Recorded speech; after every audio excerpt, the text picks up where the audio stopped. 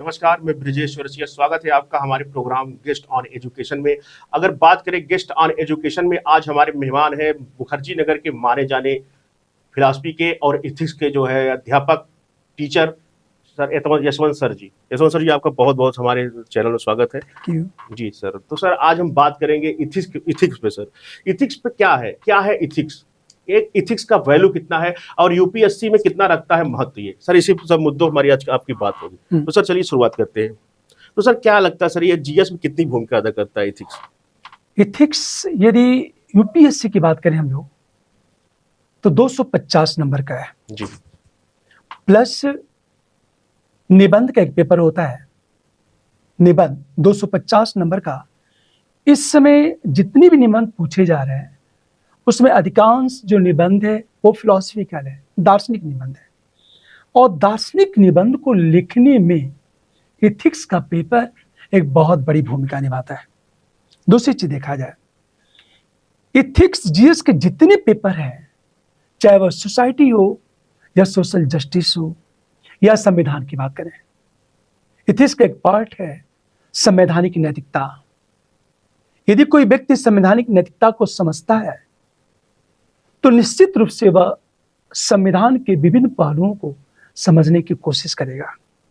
मेरा व्यक्तिगत विचार यह है कि एक तो 250 नंबर का इथिक्स है ही यूपीएससी में जी। निबंध भी लगभग 250 नंबर का, प्लस जीएस के फर्स्ट पेपर और सेकंड पेपर में भी किसी न किसी रूप में यह एक बहुत बड़ी भूमिका निभा रहा है एथिक्स। इसीलिए मेरा ये आप सभी विद्यार्थियों के लिए एक सुझाव है कि आप इथिक्स को बहुत विधिवत पढ़ें आप लोग, क्योंकि इथिक्स एक तरह से आपके विचार, आपके चिंतन, आपके अप्रोच, आपके आचरण, इन सबको बदल देगा। एक तरह से सर कोई उदाहरण लीजिए एक सर छोटा सा। जैसे एग्जांपल लेता हूं मैं जी।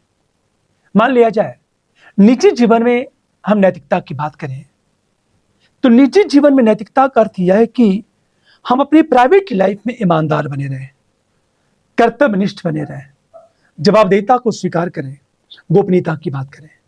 फॉर एग्जाम्पल मान लिया जाए दो दोस्तों के बीच एक संबंध है और एक दोस्त अपनी पर्सनल इश्यू शेयर करता अपने दोस्त के साथ, तो निजी संबंध में नैतिकता यह कहती है कि आप साझा किए गए रहस्य को गोपनीय बनाए रखें।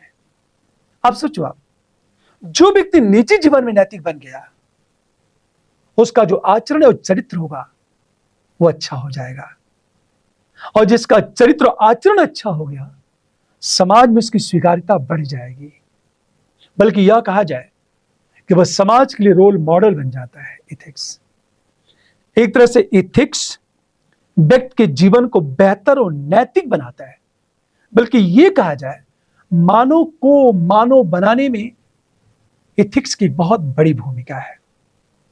तो सर हम अगले क्वेश्चन पे आते हैं। सर जैसे कि हमारे छात्रों को सर बहुत बड़ा ये प्रॉब्लम है, समस्या है कि सर कि कहाँ से तैयारी करें, कैसे तैयारी करें, कैसे एक अप्रोच डेवलप करें। सर इस पर कुछ बात करते हैं। इथिक्स पेपर की बात करें, सबसे बड़ी चीज कि बाजार में ऐसी कोई किताब उपलब्ध है ही नहीं। यूपीएससी में जिस तरह के प्रश्न पूछे जा रहे हैं उस तरह का कंटेंट मार्केट में उपलब्ध नहीं है। ऐसा मैं क्यों कह रहा हूं मैं कि जो प्रश्न पत्र है, चौथा प्रश्न पत्र इथिक्स का 250 नंबर का, उसमें लगभग 120 से लेकर 130 नंबर का पूछा जाता है केस स्टडी, और लगभग 120 नंबर की थ्योरी पूछी जाती है। और जो थ्योरी पूछी भी जाती है वह अप्लाइड पूछा जाता है। जैसे उदाहरण के साथ स्पष्ट करें, और मार्केट में जितनी भी किताबें उपलब्ध है, ये जो नोट्स उपलब्ध है, उसमें कंटेंट है, थ्योरी है, पर उसका एप्लीकेशन उपलब्ध नहीं है।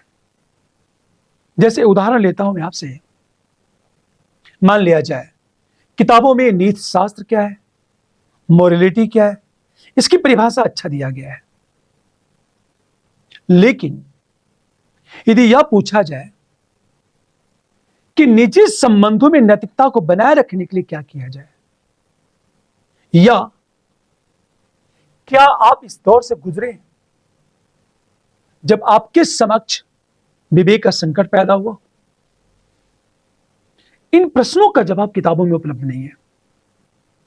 इससे मेरा व्यक्तिगत विचार यह है कि यदि टर्म्स समझ में आ गया है और यदि आप न्यूज़पेपर पढ़ते हैं और इथिकल अप्रोच रखते हैं, आप इथिकल अप्रोच, तो आप हर एक प्रश्न का जवाब देने में सक्षम हो जाएंगे।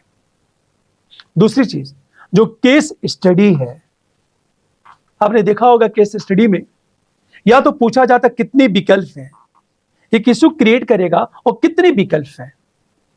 फॉर एग्जाम्पल, अभी सुप्रीम कोर्ट का डिसीजन है कि मुस्लिम महिलाओं के संदर्भ में कि अपने पति से गुजारा भत्ता पाने का अधिकार।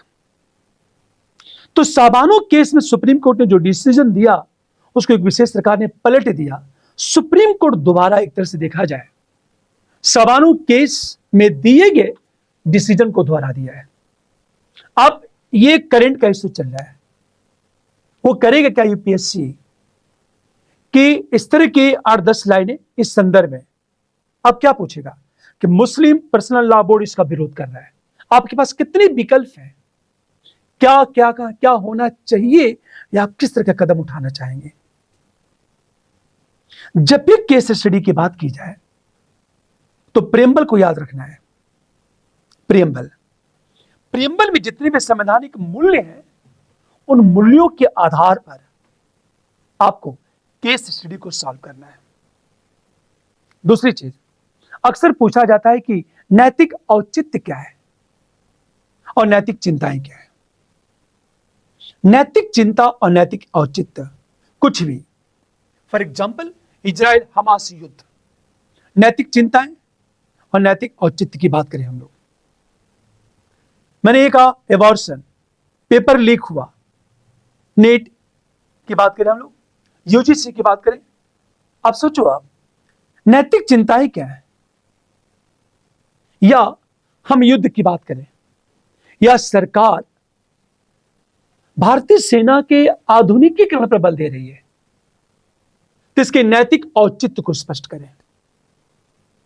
प्रश्न इस तरह पूछे जा रहे हैं और इन प्रश्नों का बेहतर जवाब तभी दिया जा सकता है जब आपको यह पता हो कि नैतिक औचित्य का अर्थ क्या है, नैतिक चिंता कहते किसे हैं। पहली चीज, इथिक्स का अर्थ क्या है, मोरलिटी क्या है। जितने भी ऐसे शब्द हैं, यदि शब्द का अर्थ समझ में आ गया, इन प्रश्नों का बेहतर जवाब दे सकते हैं।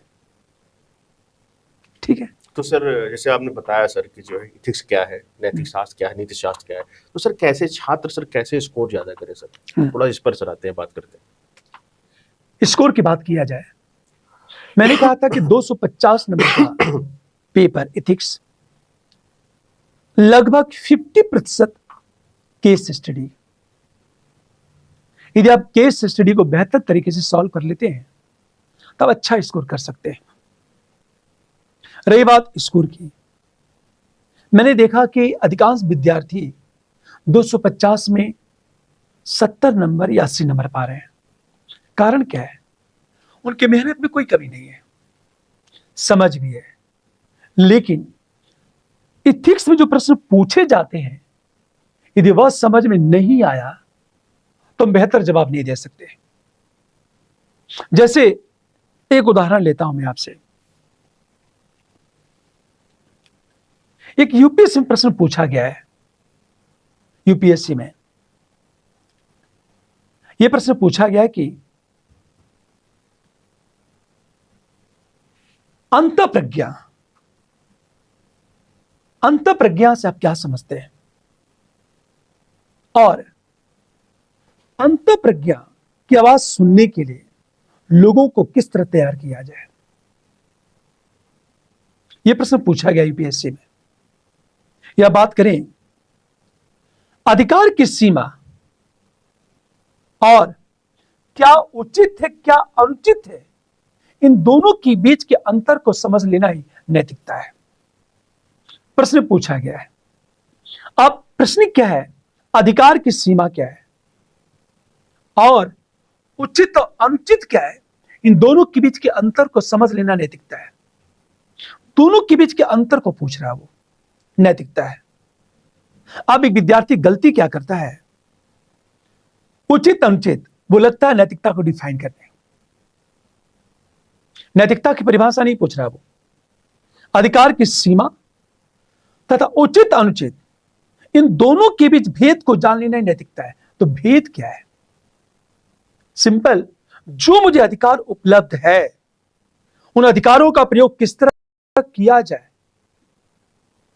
ताकि वह संविधान सुसंगत हो, पब्लिक इंटरेस्ट को प्रमोट करे, व्यक्तिगत हित और सार्वजनिक हित के बीच एक बेहतर सामंजस्य हो, वह लोकतांत्रिक हो तथा उसके चरित्र का बेहतर विकास हो। यही नैतिकता है।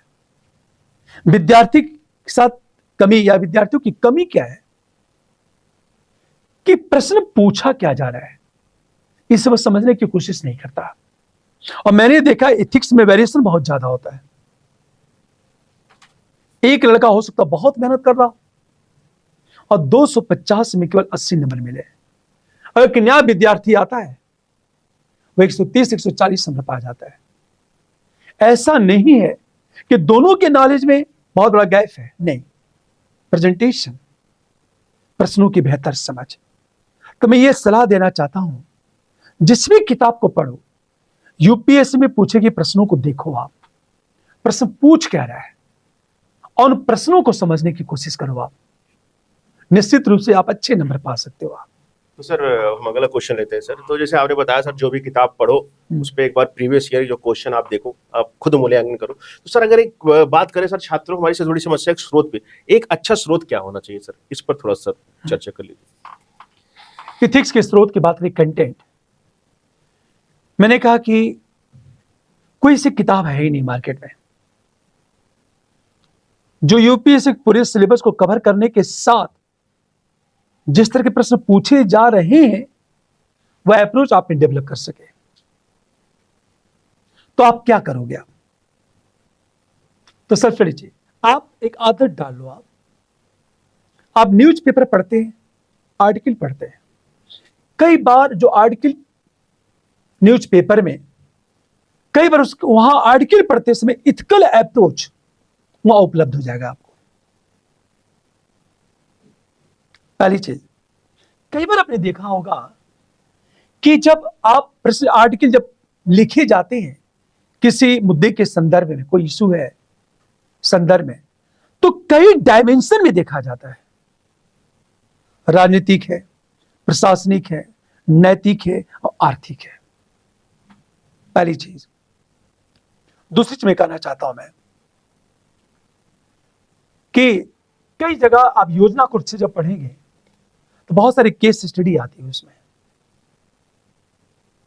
कई बार भारत सरकार की बात करूं मैं, आप उनकी वेबसाइट पे जाकर देखेंगे आप, तो बहुत सारी केस स्टडी है और उसको सॉल्व करने का तरीका बताया जाता है। तो यदि न्यूज़पेपर पढ़ते हैं और बेसिक टर्म्स आपका क्लियर है, रही बात बेसिक टर्म्स की, तो मार्केट में बहुत सारी किताबें हैं जिससे आपकी टर्मिनोलॉजी तो क्लियर हो जाएगी, पर उसके बाद न्यूज़पेपर और मैगजीन आपके अप्रोच के विकास में एक बड़ी भूमिका निभा सकता है।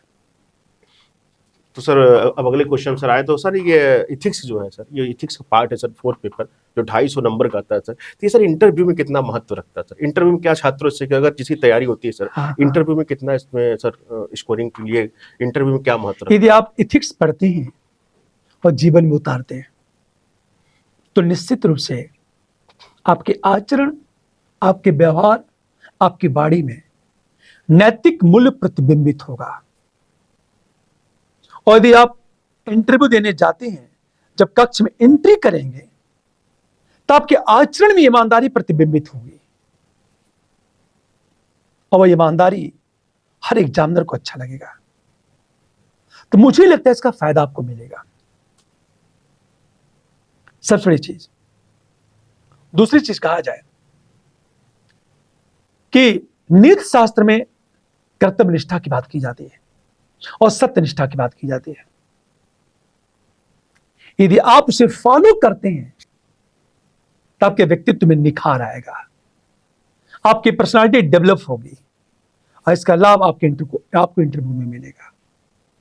क्योंकि बोर्ड चाहता क्या है, ऐसे विद्यार्थी हैं जिनका व्यक्तित्व बहुत अच्छा हो, ईमानदार भी हो, कर्तव्यनिष्ठ भी हो। तो नैतिकता यदि इथिक्स पढ़ते हैं तो इथिक्स में डेमोक्रेटिक कल्चर की बात भी की जाती है। यदि आपने इथिक्स को पढ़ा है और जीवन में उतारा है तो आपके आचरण में लोकतांत्रिक संस्कृति भी प्रतिबिंबित होगी। और डेमोक्रेटिक कल्चर प्रतिबिंबित होने का मतलब यह है कि आप पब्लिक इंटरेस्ट को प्रमोट करोगे, आप लोकतांत्रिक संस्थाओं का सम्मान करोगे, आप विचार विमर्श को महत्व दोगे, आप और विवादों का समाधान करते समय विचार विमर्श को आप महत्वपूर्ण मानेंगे। तो निश्चित रूप से आपको इंटरव्यू में इसका फायदा मिलेगा। तो ये थी हमारी वार्ता। अब अगले वीडियो में आज सर ने अपना व्यस्तम समय में आज हमको समय दिया और बहुत शॉर्ट में हमने बात किया और हमने जाना कि इथिक्स का जो है, जो छात्रों की सबसे बड़ी समस्या है, जो सबसे बड़ी प्रॉब्लम है क्या है, उस पर हमने बात किया। अगले वीडियो में हम विस्तार से किस टाइप से प्रश्न पत्र आते हैं, किस टाइप से एक क्वेश्चन लेंगे, सर पूरा विस्तार से बताएंगे। और अगले वीडियो के लिए जो है आप लोग फिर से आइएगा, सर को हम जोड़ेंगे। तब तक के लिए नमस्कार, बने रहिए बिग बाइट में।